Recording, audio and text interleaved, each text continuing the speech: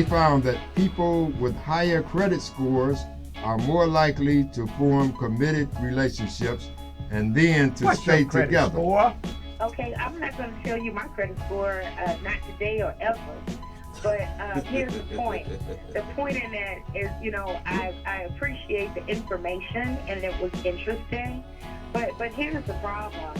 What the hell do credit have to do I don't with mind you love? taking money from the man, but don't pretend that you're really for the Cleveland cause is a for the very, man. very special place. No doubt about it. Cleveland is a very, very special place. You know why? What's that? I never saw a place like Cleveland before in my life. Injustice. And I can't get 100 people. What's wrong with the people in Cleveland? I don't understand it.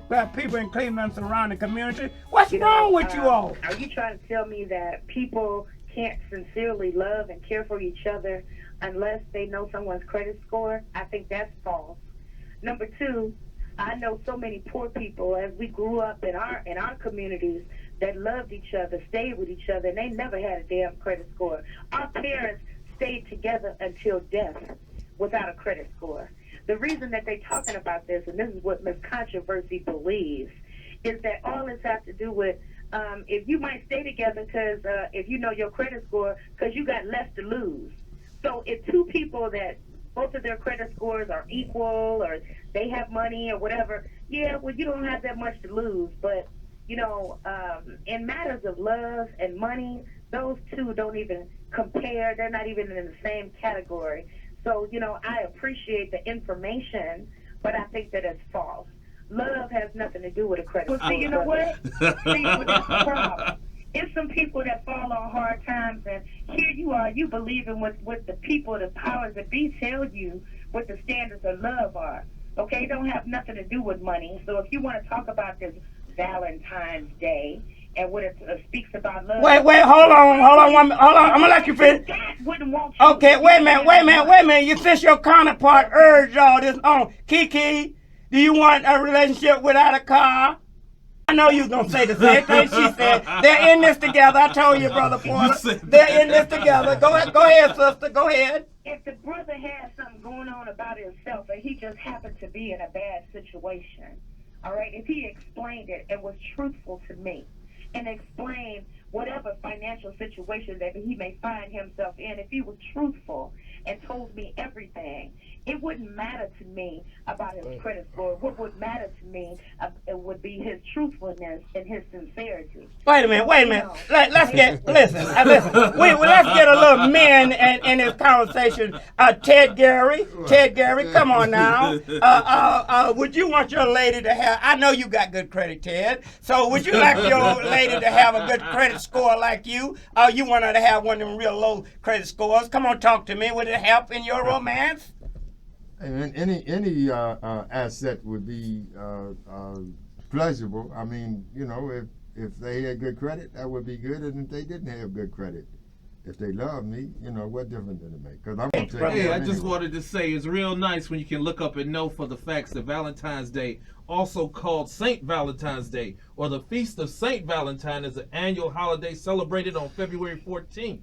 Originated as a Western Christian liturgical feast day honoring one or more early saints named Valentinus, and is recognized as a significant cultural and commercial celebration in many regions around the world, although it is not a public holiday in any country. So what do all that mean? Too. The king killed him. Hey, what are you saying, man? That sound like, are you a politician? Because that statement you gave me, Because let me tell you understand something. it all. If there is a crisis, well, let's talk about the crisis in Flint, Michigan. Lord have mercy. What a terrible crisis going on. People from Cleveland and all around the country is going there helping out. They should. No doubt about it. And the people from Cleveland should go there by the hundreds, by the thousands. That's great.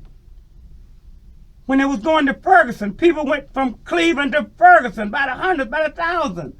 Wherever there's a crisis in New York, they went to New York by the hundreds, by the thousands, by the busloads. Say that. Whether it's in Washington, they go to Washington by the hundreds and thousands, by the busloads. We got to go and help this crisis. But one thing I don't understand is what happens in Cleveland. When there's a crisis in Cleveland, you can get on buses. You can get on trains. You can get on planes. You can walk. But when it comes to Cleveland, a crisis in Cleveland, y'all are dead. What is wrong with the people in Cleveland? Say it. Oh, I'm telling you right now, listen, I can get me a bus and say, let's get a bus load and go to the march on Washington. Oh, they'll come by the hundreds. They'll come by the thousands. What's happening in Cleveland? If 137 shots had happened in New York, Washington, y'all would have got 18,000 buses. All the churches and everybody would have been there. Oh, march, march, march. But it happened in Cleveland. Where were you at? Oh, come on. Let me give you another example. I know, like I told you, Flint, Michigan is so important, all right? Lord have mercy, we understand that. But do you know we've had a lead crisis in the city of Cleveland for the last 20 years? Kids have been dying, children have been dying, children have been poisoned, children going out of their mind, children being miseducated because of lead. Do you know that? Do you know that, Cleveland? Y'all are some of the most naive people I ever seen in my life, but I love you. I love you. That's why I'm on the line every day fighting for you. I'm not discouraged, but I don't understand you. We've had a lead problem in Cleveland and surrounding communities for the last 20 years. There's children that have died. There's children whose intellect is not proper. Probably the reason some of these children are doing what they're doing in Cleveland, this violence and everything, could be because of lead. But all you can think about is Flint, Michigan. God bless my people in Flint, Michigan. Don't you ever think that I'm being disparaged against them. But I'm trying to find out what's happening to the movement in this town. That's what I'm trying to figure out. What's happening to the movement in this town right now. We have allowed a dump, a toxic dump, to come right on Euclid Avenue at Noble Road in East Cleveland. That man is piling all kind of toxic waste right there on Euclid Avenue, all around the churches, all around the schools, all in the neighborhood, poisoning the water, poisoning the land, poisoning the air. I ain't saw nobody come out yet. What is wrong with you all in Cleveland? Oh, come on, brothers. Don't make me get like this on Valentine's Day, but something's wrong with you all. You all are like Rip Van Winkle. Y'all been sleeping forever. When you gonna wake up? When you gonna wake up? When you gonna wake up and deal with the crisis right here in our neighborhood? I can't believe it. I can't believe it. I went to a couple of the lead hearings at Cleveland City Council, and it was sad that in a room of about 35 or 40 people, you take out the city councilmen who were there, you take out some of the doctors and some of the others who were saying it's dangerous, you only had like maybe a couple of people from a couple of organizations, mainly black on black crime, survivors, victims, a couple of parents, and you had only like 6 people there representing the whole city of Cleveland. It hurt my heart. It hurt my heart. And I'm going to tell you something, since we're on the subject, I'm going to be real. I was hurt yesterday because hundreds of people came out in the freezing cold. Hundreds of people came out for something called the Undies Run, where they ran in their underwear for tumors for children. That's a great thing, but it was none of us. Had we gotten out there for, we'll say, Tamir Rice, 137 shots, been fully dressed, been able to put on clothes, it's sad when you only get 15 or 20 people to show up. So I had to look at that, what you're talking about, Professor. I'm not slowing you down, I'm adding to it. You telling the absolute truth that's proven fact. And another thing. Oh Lord, now I'm gonna get in trouble because I'm gonna get in trouble already with my churches. Right now. Oh, because this is Black History Month, and my mind is God has gave me to look beyond my faults and saw my needs. He's put the Spirit on me all of a sudden. Heroin. Listen, I was looking at a Black Panther movie. You know they show that every yes. Black History Month. A key element in that movie is where they couldn't handle the Panthers no other way. They couldn't handle because black people was coming together. Right. What did they do? They met on a ship. They met on a boat and said, hey, we know how to stop this movement now and forever. You know, so even some of the suburbanites, white folks was mad at it. They said, we're going to put this heroin into the neighborhood, and the Panthers will start fighting against the Nationalists, and everybody will start fighting, and that will kill the movement. Listen, I hate to tell you, Brother Porter, I'm a little older than you, But I was right there. I just got out the Army when the Panthers and the Nationals and everybody was on 105 and Armin Evans and them came through and it was a powerful movement. The man put that heroin into the neighborhood and it destroyed that movement. That's what destroyed that movement. And that was a long time ago, right? Yes, sir. So, listen, I hope I'm not too deep for you on Valentine's Day, but I'm going to fast forward that. Since that time, no one has been able to mount a charge like the Panthers and those in that era, okay? All right? Listen, and I'll tell you why. Because the man figured out, he said, if he keeps us drugged out and drunked out, then there will never be a movement again. You understand? From the FBI and Hoover and them, all of them said there'll never be a movement. So they put the drugs in there. Some of the white folks was mad because there was some casualties. When you spread the poison, you're going to have some casualties from others also. So I'm fast forwarding this. Lord have mercy. I am the professor of common sense. That's why you got to listen to me very closely. I'm fast forwarding that to today. The heroin epidemic of today. The same scheme that was used back then against the Panthers, that same scheme was supposed to have been used on the black community today. Right. The same scheme, all right? The same scheme. They say, well, the black community are getting off that crack now, and they're getting their head back together. So we got to come back with the scheme. So the scheme of bringing, infiltrating our community with heroin. But the only thing happened was the fact that the black community as a whole did not bite. Oh, God is in control. That's what Ted already tell me. God is in control. And here's what happened. And Lord, let before I go any further, let me put a disclaimer in right now. That listen, if you are white, if you are suburbanite, if wherever you live, whatever your nationality, if you're on heroin, it's a bad thing, and I want you to get help, and I want you to be saved. And so I'm not downing you, because we're all brothers together, all brothers and sisters together.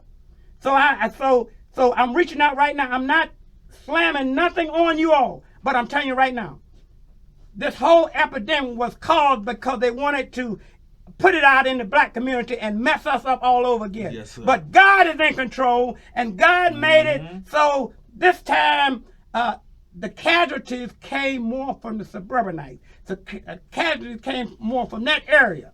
And so what do we see today?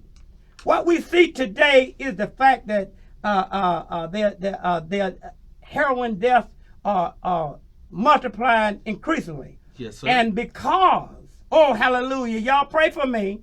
Pray for me. I didn't come on the radio. My daddy, Norman Aquila Mckoy, didn't bring me on the radio to take no wooden nickels. Okay. My daddy didn't bring me on this radio station to break dance. My daddy didn't bring me on this station for that. My daddy brought me on this station to tell the truth. And so I got to tell the truth. And if I tell the truth, I will tell you that now they have an antidote. Yes. Say if you get high and you about to die on heroin, you take this antidote and it'll bring you back to life. Listen, I'm all for that antidote. Believe me, it's a great thing, but it should have came out a long time ago when our community, when the black community was all was dying from overdoses. They didn't come out with no antidote then, but they came out with it now. So all I'm saying to you is sometime in life you reap. No, I'm not gonna say that. That's too deep. I'm not gonna say that. I'm strike that. Strike that. I'm not gonna say that. All I'm gonna say is that it backfired.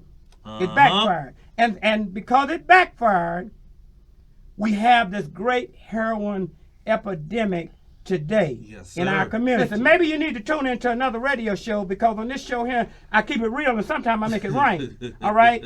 Because that's what I do. But I tell you one thing, everything I say is the truth. Check it out, and you'll find out what I'm saying is the truth. Who's on? I think you were right on point, okay? The reason why, because I was with you also during the time of the Black Panthers, the Black Nationalists, and the Afro sets. We used to meet at the bus barn, right there in the Superior. Yes, sir. Yeah, across the street from the Catholic church, in the Catholic school. But I think you made a real parallel between now and then. Then the heroin was hitting our neighborhoods. You had needles. You couldn't walk to school because there were needles on the sidewalk. We had to be careful because they were shooting it in the hallways of the apartment buildings all over. It hit our community like the crack did back in the 80s. It really did. But at the same time, you see certain types of intervention that's going on with the heroin that did not come when it was in our community. You never heard of them turning in your drug dealer. Remember that? You never heard of these drugs that will get you, that reverse your overdose status to, a normal breathing status again. We never heard of that. All of a sudden, those things are coming out now when it's the other communities' apparel and not ours. I find that somewhat strange. Again, I want to give a shout out to all of the black community because as a whole, we didn't bite. As a whole, we didn't bite for this heroin epidemic. Now there are those that old fools and those that just gonna be fools and gonna mess with it. You understand? But as a whole, we didn't bite. And so listen, if nothing else, slap yourself on the bite and say, for one time we didn't bite. They bought. Mm-hmm. Lord have mercy. Oh my goodness. Let me get off this subject before I get in big trouble. Because listen. God let me live this long because I'm really a man with a 12th grade education at the bottom of the class. And so I'm not that smart. But God gave me the experience and let me live long enough to live it. So what I'm talking about is simply living what I know. You understand? And so that's what's important here.